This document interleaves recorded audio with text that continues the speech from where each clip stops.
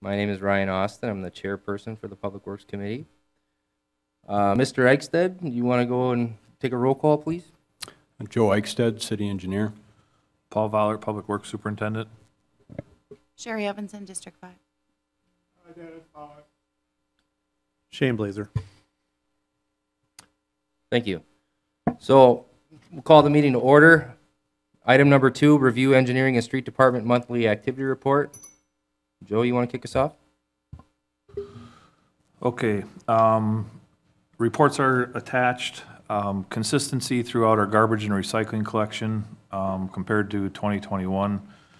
Our construction project has been, the underground utilities have been completed up on Smith and Cherry Street. Since we last spoke, we also moved on to the Jackson Street project out here from the bridge to 2nd Avenue. The expressway, and we contributed or completed our underground water that we needed to. We are now over on Fremont Street between 13th and 14th, where we have one block completed and are hoping to be completed with the remainder of that project by Monday or Tuesday of next week, which then would move us over to 9th Avenue from West Grand Avenue to High Street. So things are moving along nicely there. Weather permitting, there's a chance that we will be paving about half of that Smith Street project tomorrow. The contractor kind of committed to us late in the day today, so weather permitting, we might be able to get that half of that paved. We still have some restoration work and things like that up there to complete, but things are moving along well. Our maintenance end of things, we have been spending a lot of time here this last month doing asphalt patches with Wood County Highway. We're a little bit later than on this due to the county's hot mix plant starting up later, and then kind of the spring weather delays being stretched out a little bit, but things are moving along fine there. We also started the second week of doing our preparation for our chip seal program down in the hospital area, south of Grand, north of the expressway from Lincoln Street to the river. Our painting and signs have accomplished quite a lot this last month, painting lane dividers at the on the expressway at the different intersections, on A Street, Highway 54, West Grand Avenue. Have also painted the majority of our parking lots have been completed for the year. That too now is kind of slowing down a little bit due to delay in getting supplies. We've received about 25% of our white paint for the year and just over 50% of our yellow. So it's our hopes to have the east side painting completed next week, and then hopefully supplies continue to show up so that we can continue. It seems like we get enough each week to get like a week's worth of work done. So adjustments may be needed to go there. They also, back in, I believe it was September, October, one of our wind events, we lost the big trombone arm on A Street just to the north of Chestnut that has the lane dividing signs on it for the left turns and the straight through.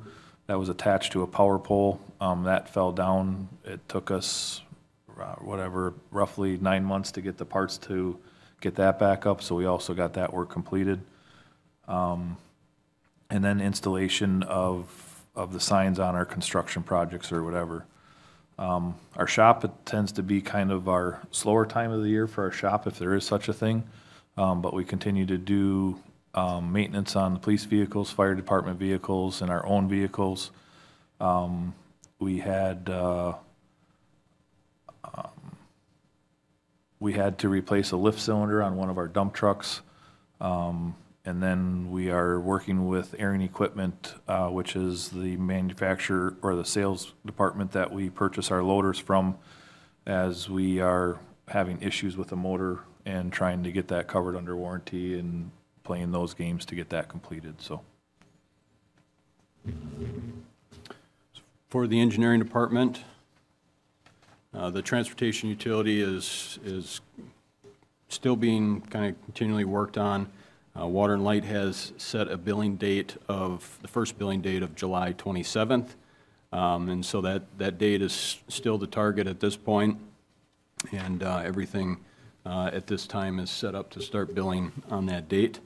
In the packet, in the report, there's a copy of the billing insert that will be provided along with the initial bill to provide some basic information to the utility customers and where they can find out more information and who to contact. With traffic type items, stop sign requests, yield sign requests, we have a variety of those that have come in the last couple months. The 13th Street and Peach Street, that one is primarily complete, although there's a few others in that same neighborhood that we're currently working on. And our plan is to wait to finalize all of those until all the counts are complete. I think we have one intersection left to do counts on, and then we'll finalize those reports and share those with the committee. Regarding the signal grant along the expressway, as you might recall, the project was bid without receiving, was let for bids without receiving any bids from contractors. We're proposing to rebid that project with a extended completion date of next spring of 2023, and we'll separate the work from the Jackson Street project. Both of those projects overlap a little bit right at the Grand Avenue and Expressway intersection.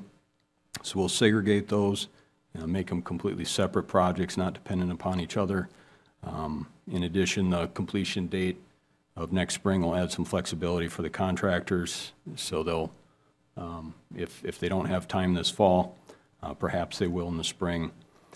We've since verified the extended date with the DOT. That's the entity that the grant is through. They verify that that's acceptable to extend it. And then we've also worked out the construction details with the West Jackson Street project, just to make sure that we don't have any concrete items that we have to duplicate or redo then with the Signal project. There's a little bit of additional cost for rebidding and adjusting the plans and specs to accommodate this. Of course, MSA is the firm that's working for the city to do this. They're anticipating the plans and spec changes to cost about $7,000. Regarding maintenance projects, Safe Step, I believe, may have come in today to start work. Originally, they were looking at the week of July 18th, but things were advanced on their end, so they may have started sidewalk joint cutting or grinding as soon as today.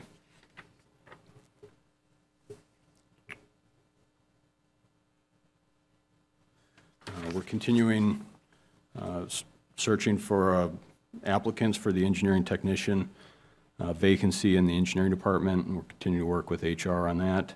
And then just a quick update on the West Jackson Street project. I don't know, not sure if Paul covered it or not. They're planning on starting curb and gutter work next Monday, or this coming Monday, and they'll proceed with getting all the concrete work down, asphalt paving, and on to the next stage of construction by the end of August is the current schedule. And that would mean that the current construction area will be open for traffic then at that same time. Lastly, I just wanted to share a couple things with weekly construction updates. We do put together, about every week, certainly every 2 weeks, we put together a construction update, both for the committee and anybody listening. If they'd like to receive those updates for the construction projects or even the street closure notices, they can go to the city's website, then to the engineering department website, construction projects, and they can subscribe with their email address and receive those notifications, and they can unsubscribe at any point. Additionally, we post our construction schedule, which is updated at the same time we usually push out an update or a weekly construction update. We update the construction schedule, so up-to-date information is available there. And then there's also mapping for our street closures. So any street closures that we know of that are occurring, we'll include those. They get posted on Facebook as well, but there is a mapping component to it that's accessible off the webpage, which sometimes makes it easier just to see where all the activity is occurring in the city. And that concludes my update. Thank you, gentlemen. Any questions for Joe? Go ahead, Sherry. Thank you. Paul, along with the paint, like you said, that you're not getting the supplies as much, is the cost going up as well? No, that product we put out for bid in February, and the price of it, I would be guessing, Sherry, I'm sorry, I know it was like $1 a gallon more than what it was last year, which is probably typical, but our price is locked in. They haven't requested any additional funds at all. What's going on is there is a shortage of raw material, and so Sherwin-Williams, as a company, has chosen to try to supply everyone with whatever they get allotted, so they're splitting it up throughout the different contracts that they have for the year. And so it's not like they're fulfilling other orders and not ours type thing. They're just, because of the shortage in the raw materials, they're not getting the paint coming in themselves either, so. Great, thank you. And then I just had,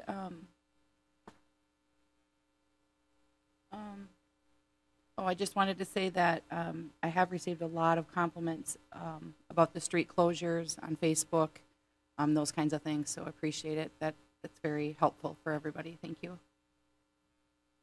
Dennis? Okay, thank you. With that contract that you have with John Jolson Concrete here, is there anything in that contract, like the property owner, if they want to do some work with their driveway approach, that they would get a little discount or work off of the same contract?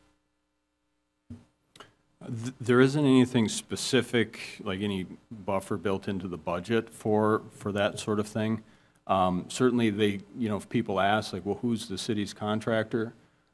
We provide that contact information for them to reach out if they have some private work that they'd like to do, or anything with their approach, or the sidewalk in front of their property. Occasionally, there is adjacent work to the general area where we're doing maintenance activity that, a property owner will point out that, hey, there's another maintenance item here, is that something that you guys can incorporate amongst your work? And as long as we have a budget to do it, and time to do it, we try to squeeze that in. Otherwise, usually time and finances limit to a large extent what we can fit in. Okay, thank you. Okay, we'll move on. Agenda item number 3, review request from Wisconsin Rapids Public Schools to add a mid-block crosswalk to 32nd Street North at a pond 475 feet north of Franklin Street from Washington School. Mr. Eichstadt? So I'll run through and introduce it, and then Ed Allison's here if there's any additional comments or questions on behalf of the Wisconsin Rapids Public Schools. But so the school district approached us to consider installing a mid-block crossing at this location along 32nd Street. It's north of Franklin Street. There's I guess a maintenance drive that crosses through the soccer fields, and there's an existing driveway approach on 32nd Street that would be an access point for students that come from the residential area east of 32nd Street. They need to cross 32nd Street. Currently, it sounds like the students are crossing here anyway, just without any warning signs or safety precautions in place. So we looked into it, did a kind of an analysis on it to make sure that because it's away from an intersection, just to make sure that it's safe enough, and the pedestrians will be visible, and try to keep it as safe as we can. So with the installation, you know, if it was deemed to approve the crossing, the mid-block crossing, there would need to be a curb ramp installed on the east side of 32nd Street. There'd have to be crosswalk painting put out along with some signage, and then we would need to modify the parking ordinance to include some parking restrictions on either side of that crossing to make sure that you know, parked vehicles don't get in the way of being able to see the pedestrians.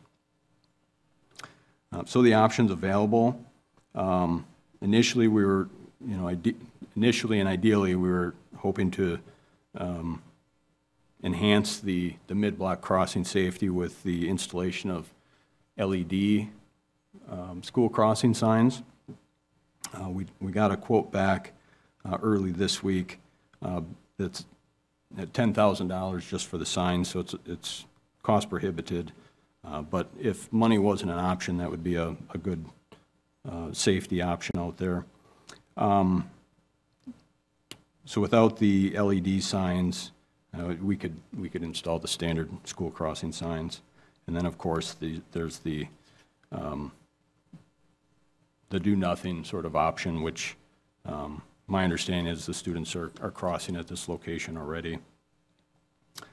The action that we're requesting the committee take would be to approve installing the crosswalk with curb ramp and school crossing signs with the addition of modifying Chapter 340 for the addition of the mid-block crosswalk and adding the parking restrictions to the municipal code, Chapter 27. Those, if this were to get recommended to council, we would draft those ordinance changes for council next Tuesday. Regarding funding, it's estimated that the curb ramp, painting, and signage, the standard signage would be around $3,000. I haven't had a chance to talk with Ed in advance about any cost sharing, but in either case, I don't think it's a significant dollar amount.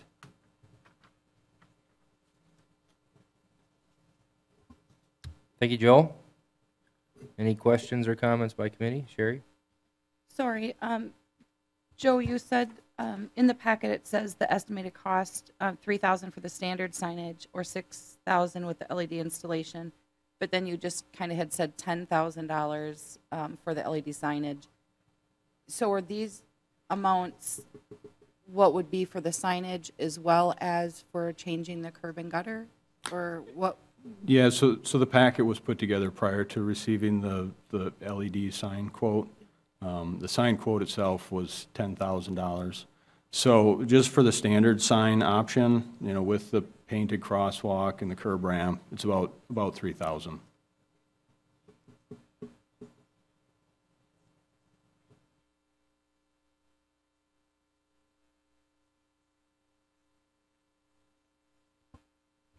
I'll say the amount of housing on the east side of 32nd Street continues to grow. So understandably, there's more and more traffic coming from that direction. I think it's important that as our city grows, that we address those issues, and I think this is one of them. So I'll make a motion to install the crosswalk with curb ramp and flashing LED school crossing signs and pedestrian push buttons, and to add the crosswalk to the list of the mid-block crosswalks in Municipal Code Chapter 340, and add the parking restrictions to Municipal Code Chapter 27.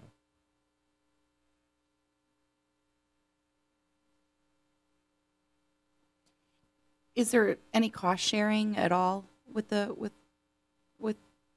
that Rapids would be willing to do? Ed, go ahead.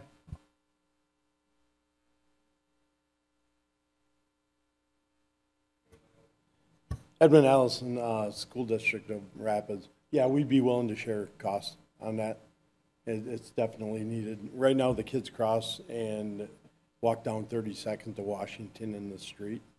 So we have sidewalk through the Safe Routes to School grant from 2012, I believe it was, to Washington School from the west. But all the kids from the east, like Ryan said, there's a lot of development over there. right now we have 15 to 20 kids walking across 32nd. And there is sidewalk across from our maintenance drive, so that's the furthest it extends there on 32nd to the north. But yeah, we'd be willing to split costs 50-50, whatever. We really got to get this done. Thank you. You bet. I agree. I agree with Ryan, that if that many kids are crossing, we need to have something. So I would agree with the 50-50. If Okay. you're willing to do that, if that's Yeah. fair. Yeah. Can we amend the motion as such, Joe? Thank you all. So we have a motion on the floor. Do I have a second? Second. Any other discussion? Dennis?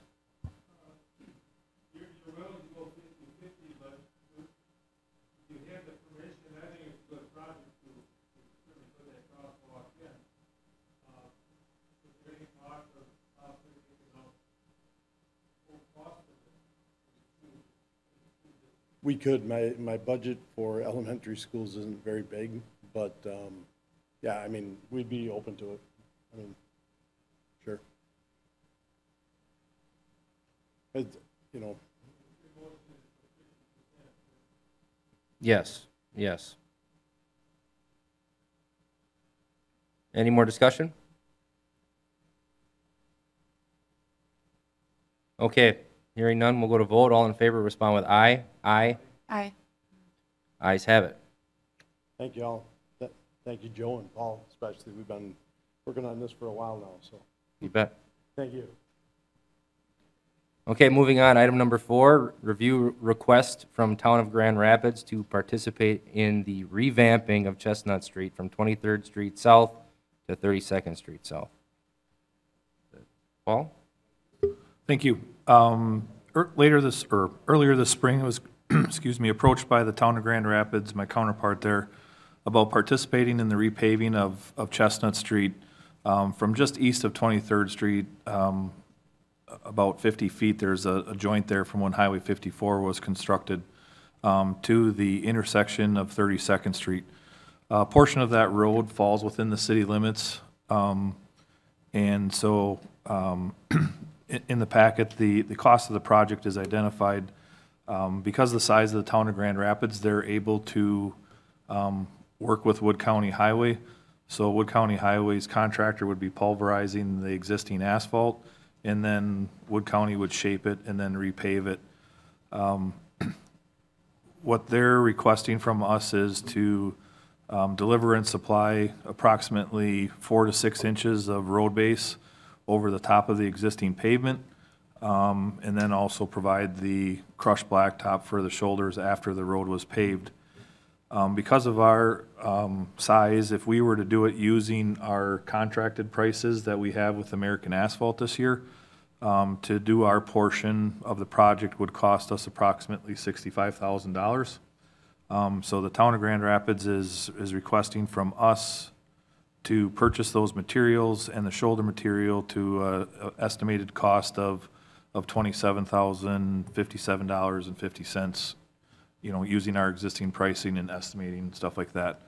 So based on the portion of the roadway that's in the city limits, we feel that the cost is obviously less than if we were to do the project ourselves. So to be able to partnership with the township is an advantage to us. Plus then too, that segment of the roadway would be completed instead of having a portion of it done and a portion having to be completed later when we were budgeted.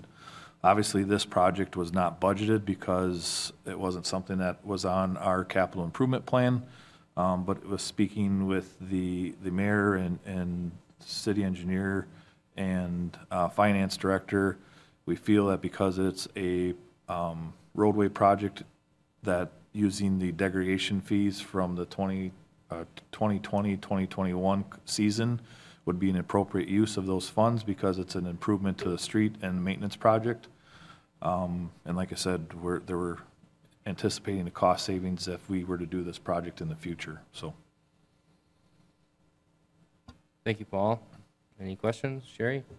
Thank you. I'm sure you've looked, but there's no infrastructure underneath that road that's on the works to be done soon. Okay, thank you. Dennis?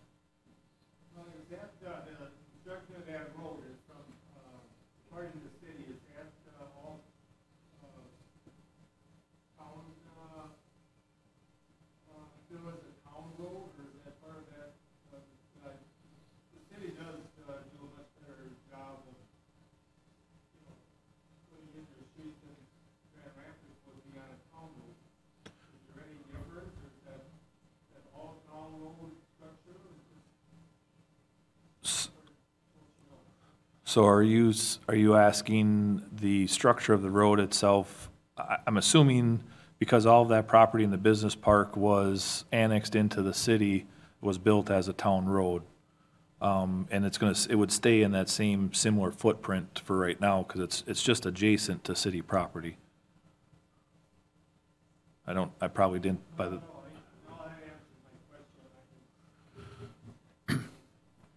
Yes, so part of the project then would be, it's a standard pavement replacement project where they recognize that there is a shortage of probably structure underneath the asphalt.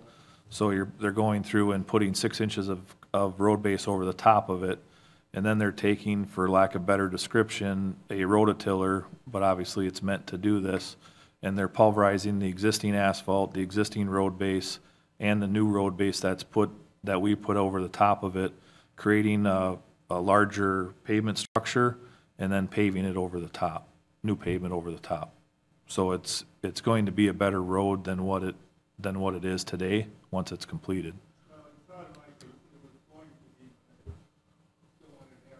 Sure.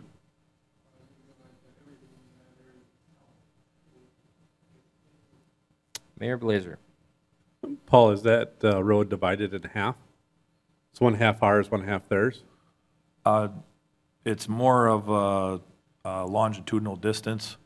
I guess my thought was that if we don't participate, half the road would be new and half of it would be old? So distance-wise, east and west, yes. Center line, no. Okay, thank you. So it, what was that, 25th Street, I think? I believe it was 25th Street, if that were to come through the business park. That's where the city limits ends. And then it's weird there, it is the whole roadway is in the city, even though the southern properties are still in the township. 28th Street, I'm sorry. Okay, thank you. And there is, just so you know, there's $127,000 in the degradation fee account. Any other questions, comments? I'll make a motion to approve. We have a motion?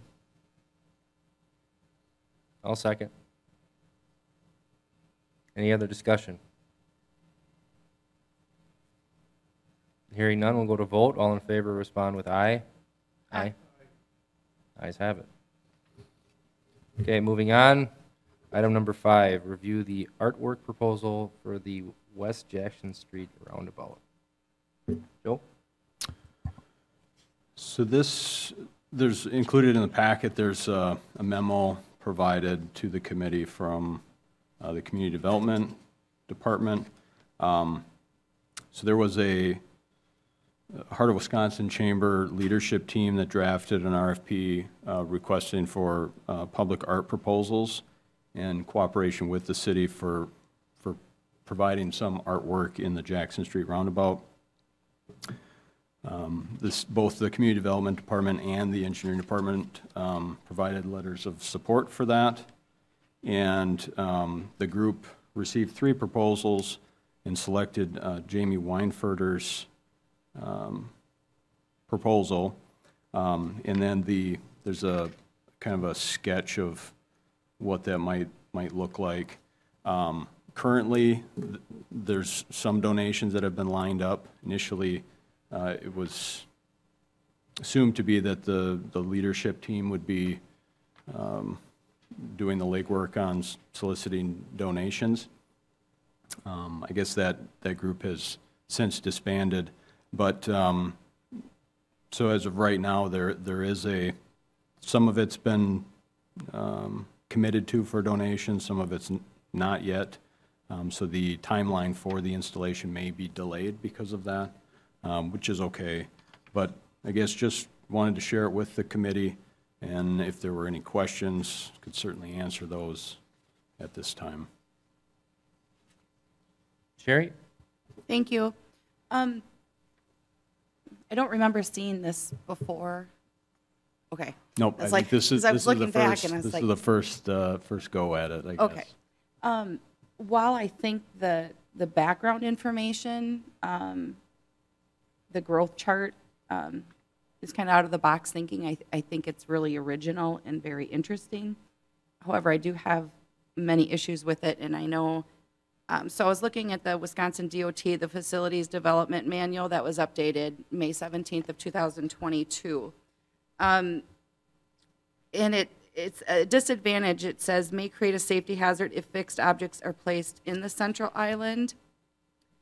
In 30.5.11, the central island, I'll just kind of brief some things. It says the central island is raised and landscaped, to enhance driver recognition of the roundabout, to eliminate headlight glare. It says the highest portion should be a minimum of 3.5 to a maximum of 6 feet from the circulatory road surface. Concrete, stone, wood, or other non-forgiving material used to make a wall within the central island is prohibited. And it kind of referenced like low mowed grass surface. I'm thinking of the 2 roundabouts that we already have. And it basically, and then under 40.1, it says Central Island landscaping. Kind of going down here where I have it highlighted. Consider maintenance requirements, minimize driver distraction, minimized fixed objects such as tree poles or guardrails. Apply the guidance below, use of fixed objects such as tree poles, non-hazard walls. The department takes a proactive approach toward minimizing driver distraction, avoid items in the central island that may be considered attractive nuisance, and may encourage passerbys to go to the central island for pictures or other objects that might distract drivers from the driving. Decorative features that may attract pedestrians within the center island lead to distracted driving, and it does indicate artwork. And it says any decorative features planned to add should be vegetative nature or natural looking and close to the ground level. Fixed objects, it says the following items are prohibited within the central island regardless of approach speed. Fixed objects, including trees having a mature diameter greater than 4 inches. And it kind of goes over and over kind of the same type of things.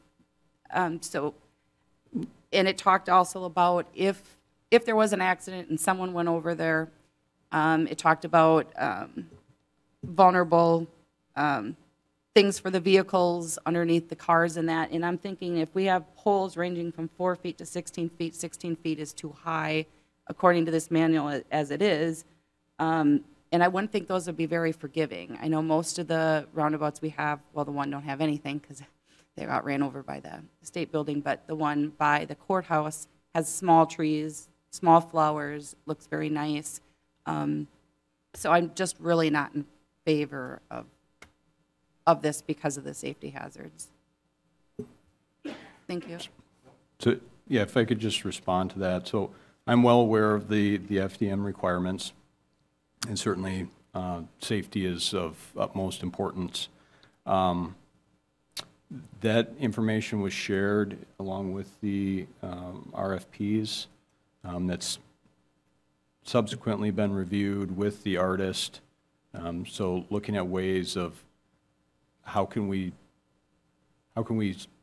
still make the artwork happen while mitigating some of the safety concerns that are raised in the FDM. A couple other aspects that I would share. I mean, I certainly respect the DOT's FDM. We use it often and adhere to it as best we can in as many cases as we can. We also have, in downtown urban environments, we have buildings that are right behind the sidewalk, very near to the street. It is a lower speed type environment, albeit, these are larger diameter than what's identified, regardless of the speed as mentioned.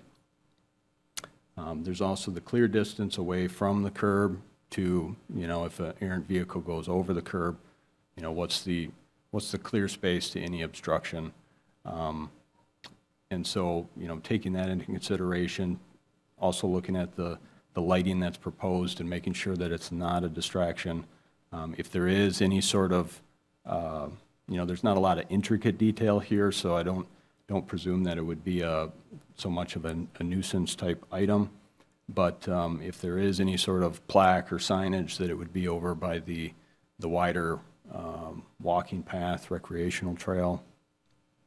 And just trying to, I guess, manage the safety with some of the realities of an urban downtown type environment. And then who would be liable if we have a fixed telephone pole that's how big? I mean, I suppose it'd be just no different if people are driving and they would happen to go over it. I mean, that would be their liability, and then it would be a ticket, so they would have to replace. I mean, the upkeep would be our cost, the city's cost?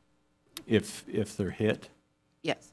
or damaged, yeah, I guess that's, there isn't an ongoing cost that's identified for the artist. So, yeah, I mean, if all the lights go dark and, you know, some of the poles get deteriorated, then, yeah, it would be the city's responsibility to either remove it or do something with it. And obviously, I know, I mean, the roundabout there will be truck traffic, semi-traffic. There would be some, yes. Yeah. And I know they're talking about trying to make it more in the middle and trying to span it out. I mean, I know the diagram shows it's closed, but I know it says that according to the state, they're supposed to be 6 feet away from the outside rim. And then if there's, my other question is, I know the roundabout by the courthouse has the black and white one-way, fairly large signs that are on all 4 sides. So if those were in place, is that something that is standard that we put in the roundabouts? So if those were there, how much would that deter from? Yeah, so I mean, if it's something for the vehicle drivers as they approach, yeah, there'll be signs in the way. We'll have to put those signs in accordance with the MUTCD.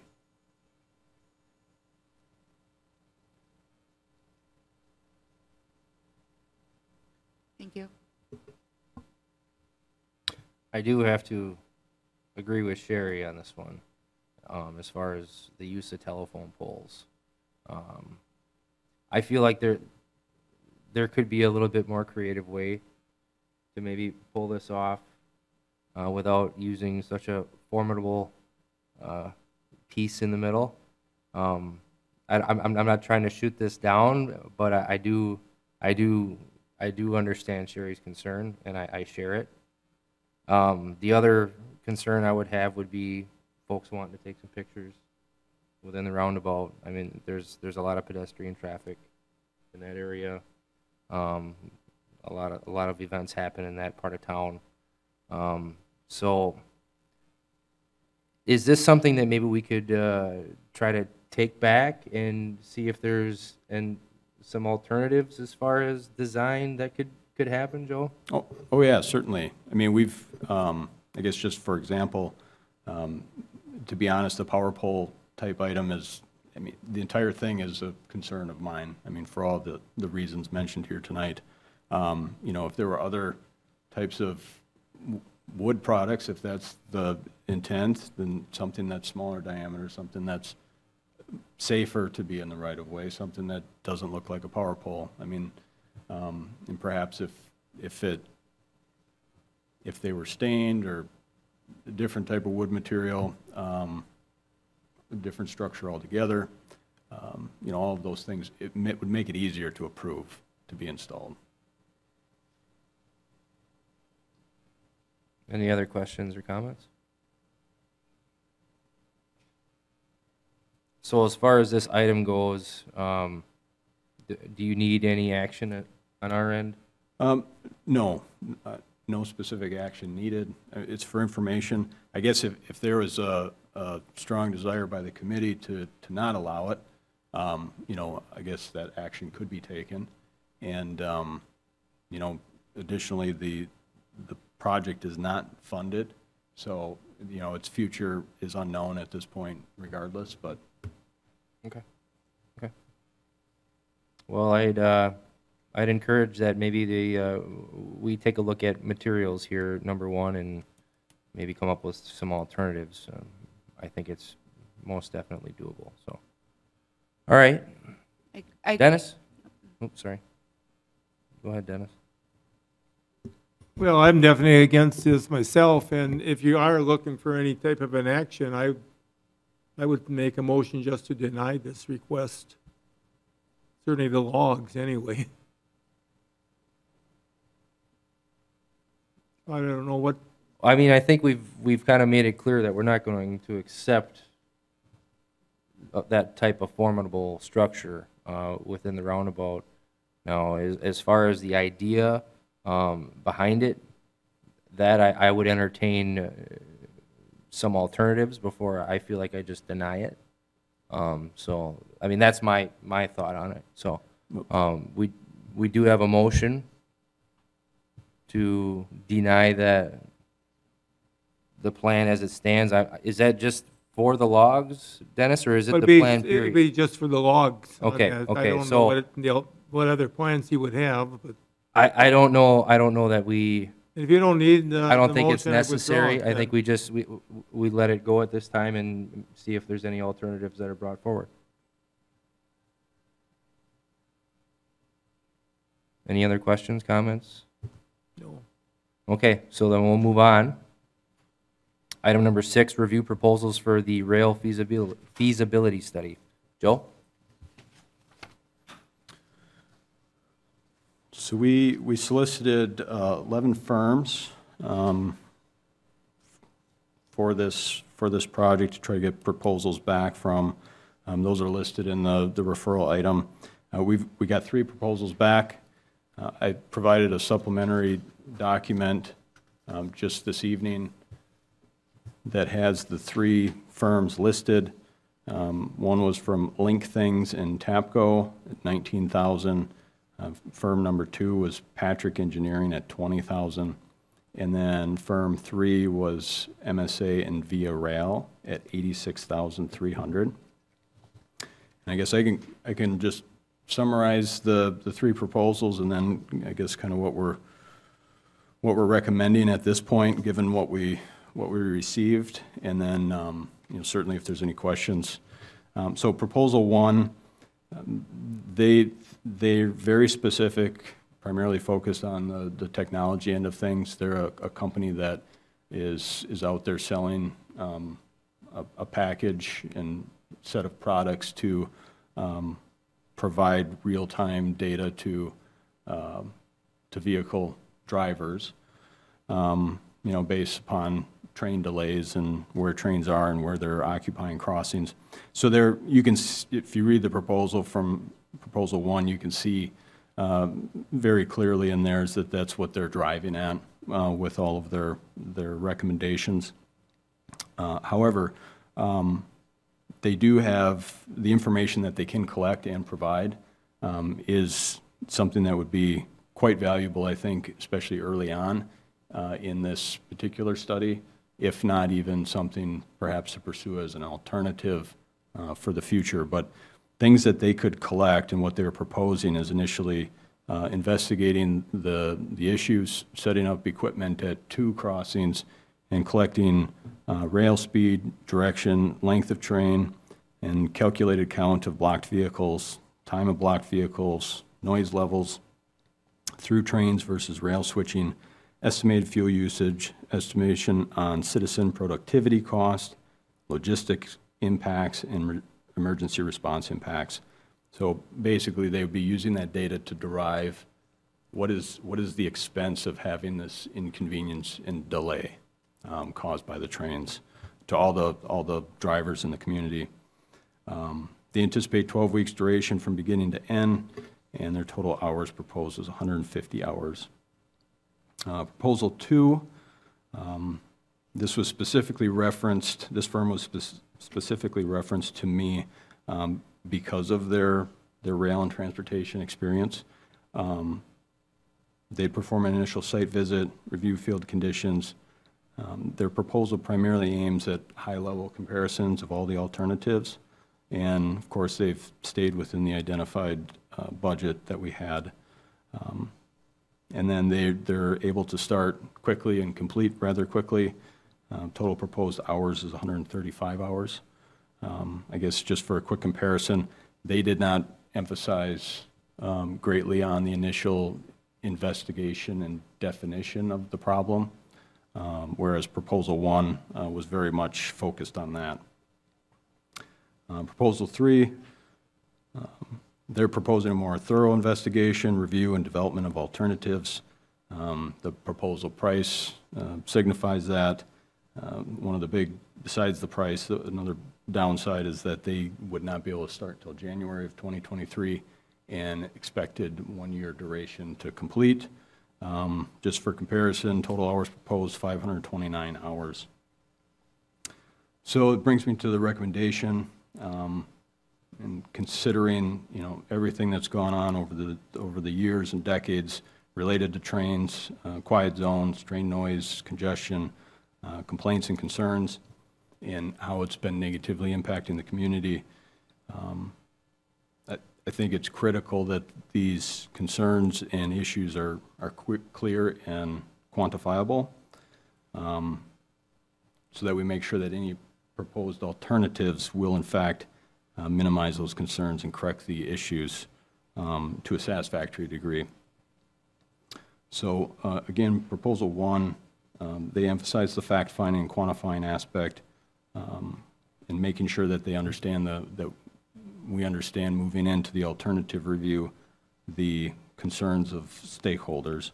And again, they fall short on the reviewing those alternatives. So thinking about the benefits of each of these, perhaps we can glean the best of what's provided here, using firm or Proposal 1 and the benefits that they provide to get the data collection and quantify some of these issues up front, and have that information provided to Firm 2 to go through the final, or the rest of the alternatives comparison and funding options. So it's a bit unique, but you know, I think that would provide the best value to the city at this time. Certainly, you know, Firm or Proposal 3 could be utilized. I guess I was steering away from that as a recommendation just because of the timing and, of course, the budget. If we did want to pursue Proposal 3, it would probably be something that we'd try proposing in the 2023 budget. Thank you, Joe. Questions, comments by committee? Sherry? Thanks, Joe. Just a question, like how you're saying kind of, you know, use a little bit of 1 with a little bit of 2. Will their quotes change? I mean, based on, I mean, if we pick apart what they want, they're going to say, well, I'm not going to come in here and just do that. You know, I'm giving you a discount on that price.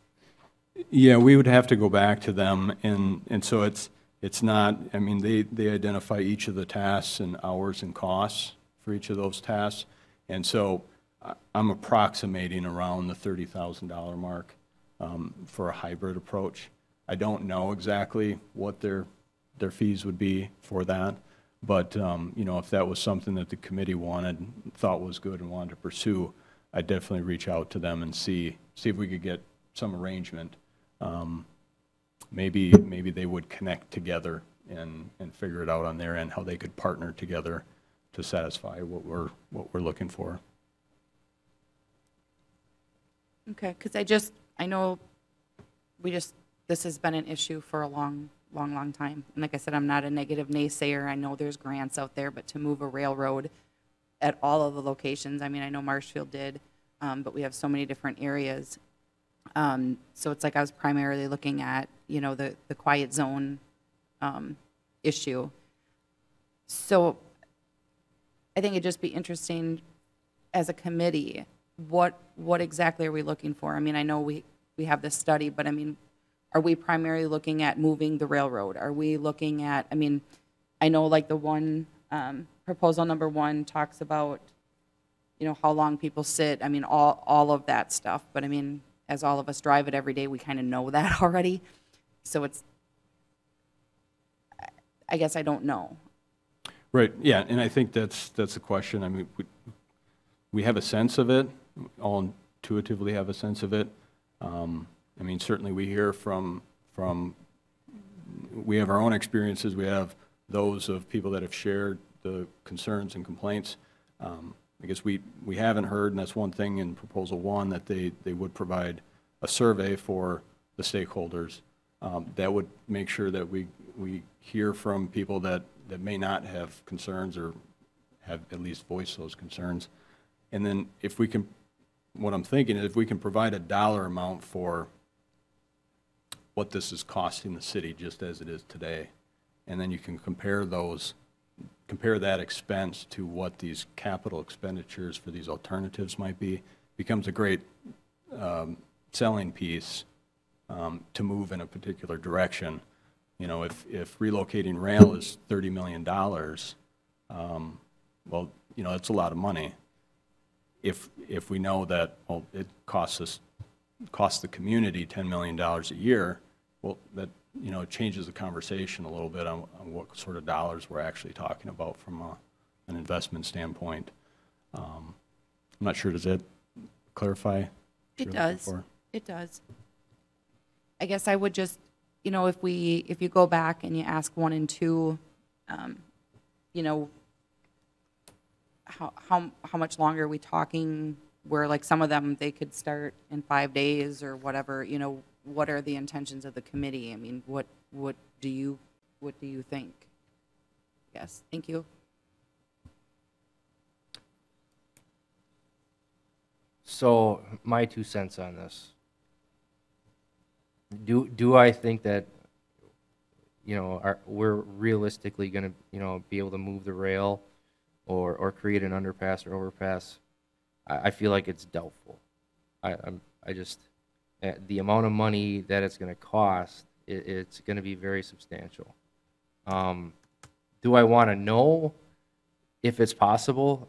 I do, but at what cost, right? Will we get that answer if we did a hybrid of 1 and 2, Joe? Do you think that would be something that... That would be the intent. I mean, it would be a high level. So, I mean, there's not, you know, things are very round numbers, but it's a comparative analysis. So you can compare between rail relocation, you can compare to just quiet zone implementation, or you can compare to, well, if we just look at a few of the intersections, Chase, Grand, and High, you know, the lane configurations and making sure that, you know, as an example, on West Jackson Street, we're adding a right turn lane that goes all the way back to 6th Avenue, so that at least as the train's blocking the intersection and vehicles are starting to queue, there's an extended period of time where cars can get into the right lane and go somewhere. They're not trapped in there. Sure. So, I mean, it just point out that, I guess, at this time to rule out options, it's hard to do, but with the proposals and the work that they would do, that would be the intent, is that it should become very clear that we could move in a 1 or 2 directions. My biggest issue I'd like to address with this is definitely the quiet zone, and getting to the bottom of if we would qualify and what those costs would be are definitely something that I'm interested in hearing about. So, any other questions or comments by committee? I just agree with you. It's just something I want to get moving on. Mm-hmm. And so if we have to go back, and like you said, and then if they have to resubmit a proposal, and then we'll have to discuss it again to decide, because I'm sure the rates will probably change if we're picking apart things, or is it something that we feel that the, one of the proposals would suit us for that? Well, the April meeting's 2 weeks away, 2.5 weeks away, or the August, excuse me. I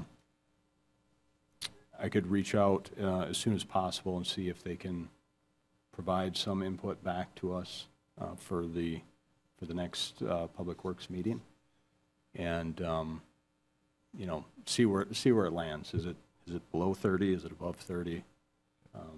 And what interest they have on working together. Okay. So, taking that path, you wouldn't need any action tonight. It'd just be contacting them and seeing if they would work in concert. That's right, yeah. Okay.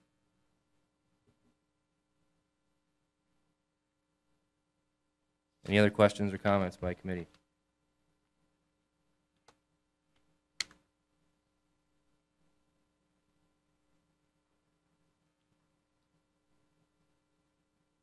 I guess the other option, if the committee wanted to, would be to, you know, if you were set on moving in a particular direction up to a certain dollar amount, that could keep things moving. It's entirely up to the committee. So, I mean, you would safely say we'd be able to subtract some of the amounts if you combine the two. Yeah, I would think so. Because you'd be eliminating scope from one, and the other would be taking Right. that over potentially. Yep, that's how I arrived at the around 30,000. Okay. You know, the firm two had 20 and the other one was 19, and you know, both of them are, certainly firm one is giving up work, and exactly where that lands, it's going to be around 30, I would assume. And you'd want us to approve the amount to go north of the 20 that we agreed upon? Yeah, if there's consensus that the direction on doing a hybrid approach is the way to go. If that's not what the committee wishes, you know, then maybe we just bring it back in August. But if there is consensus, I mean, it could get things moving if that's the desire of the committee. Joe, could you, sorry, I couldn't take notes fast enough. So you're saying proposal one is more, obviously, according to their quote, the investigative side is It would, and yes. and then less of alternatives? So Right. they're collecting data more than proposal number two.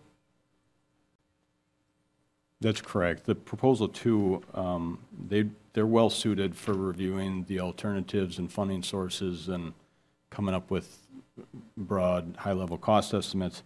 Whereas proposal one, I don't think that they're equipped to do that so well. So for $20,000, we could go with two. You could, yep. That could happen. I think we'd suffer a little bit on the investigation and quantitative part on the, I guess, the problem definition. But yeah, you could just pursue number two. Any chance, do you know what, when the city of Marshall went through their quiet zones, do you know who they worked with at all? I was going to find that out, but I didn't.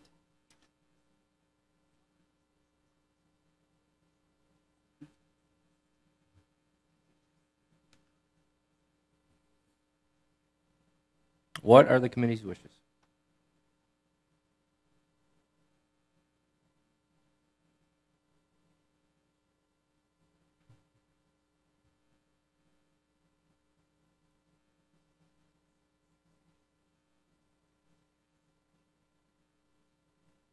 So in my mind, I feel there's value to analyzing at what cost are these delays accruing, right?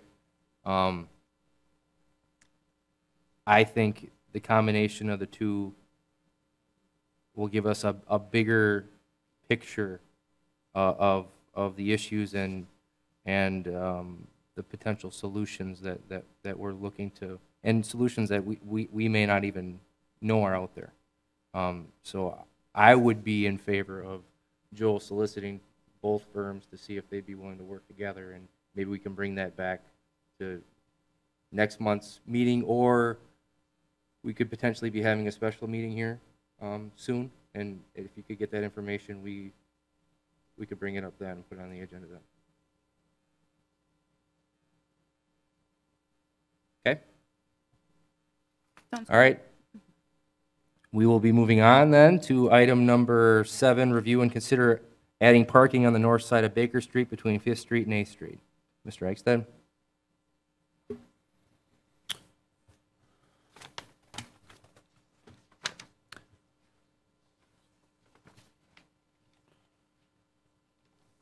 So Baker Street from 5th to 7th is a 44-foot wide street at this time with 2 travel lanes and 2 bike lanes. And so there's a lot of space out there to do some options here. I guess the options that are available, of course, we could keep what's out there. If there is an interest and desire to have parking on one side or both sides, allowing parking on both sides, we would shrink the lane widths down to get everything to fit. We'd should be able to utilize the existing pavement marking that's out there. Another option would be just providing parking on one side or the other, either the north side of Baker Street or the south side. That would also accommodate the adequate lane widths that are needed. We'd certainly have space for that. So if parking is preferred to have parking on this stretch, I guess the preference would be the addition of at least parking on one side, if not both sides.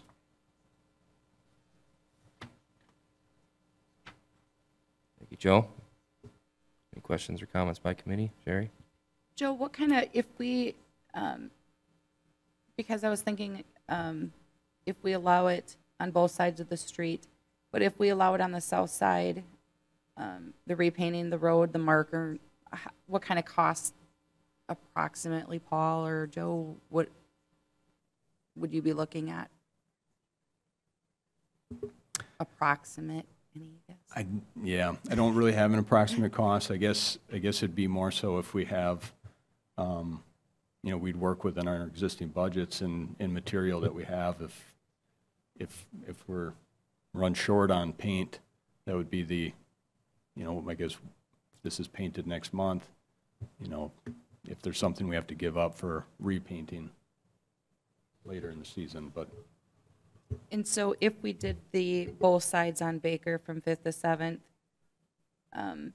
this option will use the existing road markings, so what would have to be removed? Is there? Well, we'd see if we can, so the lane lines that are out there, the white, solid white, hopefully we could continue to utilize what's out there. That'd be the hope. Hopefully we wouldn't have to move them. Otherwise, we just revisit the signage that we have for the bike lanes and make sure that that's adequate for what we want to make sure that it's, we've got parking, and then the bike lane, which I'd have to review it if we have to add another white lane line for the bikes or not.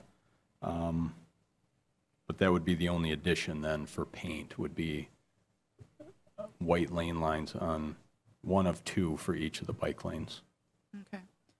As you know, Joe, I talked with you on this. I had quite a few people call on that. Those driveways are very narrow. They have pizza delivery, or there's times that you can't get there, you can't park. So as long as it's safe, I would agree or make a motion to allow parking on both sides of the street.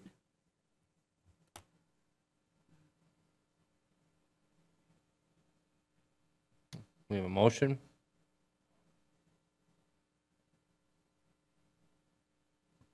I'll second. Any discussion?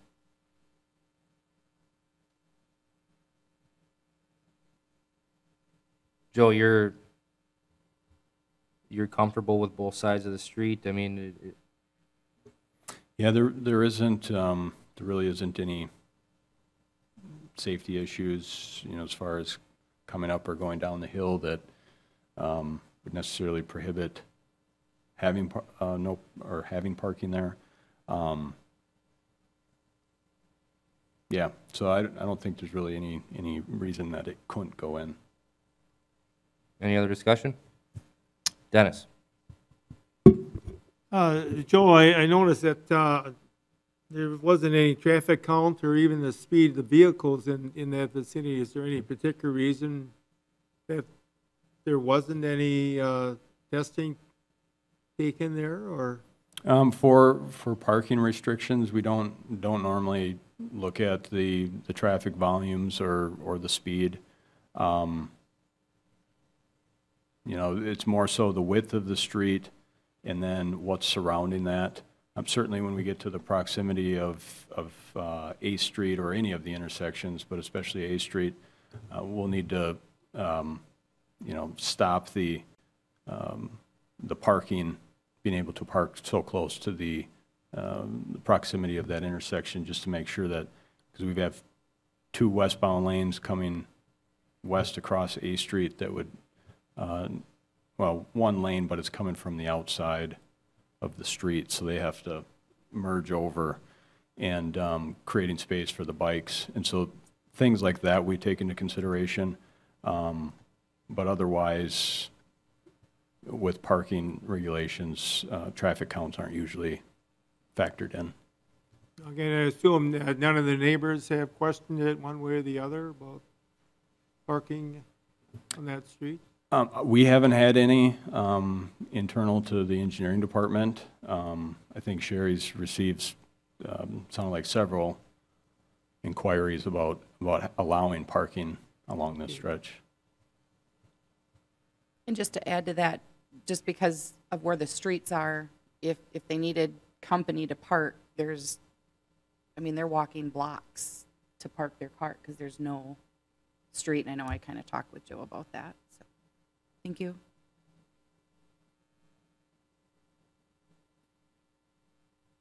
Okay, motion and a second on the floor. We'll take it to vote. All in favor, respond with aye. Aye. Aye. Ayes have it. Moving on, item number 8, review the referral list.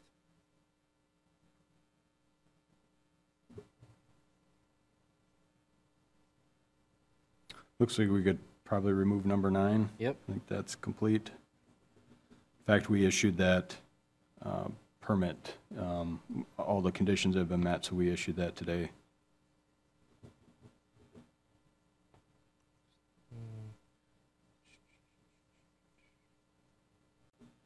Looks like that's the only one to remove unless there were any others to add. Yeah, and I'd like to add a referral, as mentioned a little bit earlier, to discuss the agreement with the City of Wisconsin Rapids and the Village of Buren's wastewater agreement. This has been an issue that's been out there for a long time, and it's time to come to a conclusion. This is something that we'd probably have to have closed session to discuss. So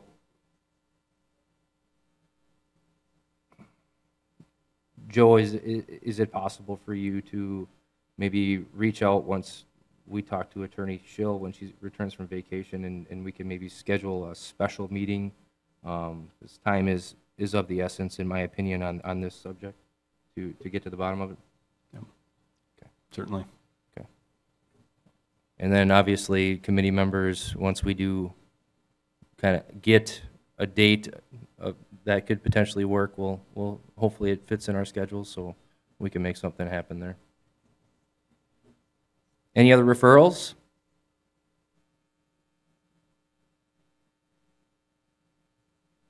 Okay, hearing none. Next agenda item is set the next meeting date. So like we spoke about, special meeting, we'll get more information on that. Our regular scheduled meeting, looking like the 4th. 5 o'clock, is the chambers open, Joe?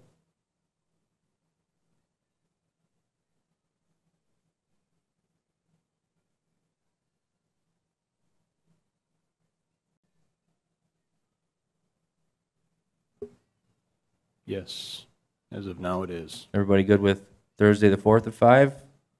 Dennis? Okay. We're good there. Item number 10, adjournment. I'll entertain a motion to adjourn.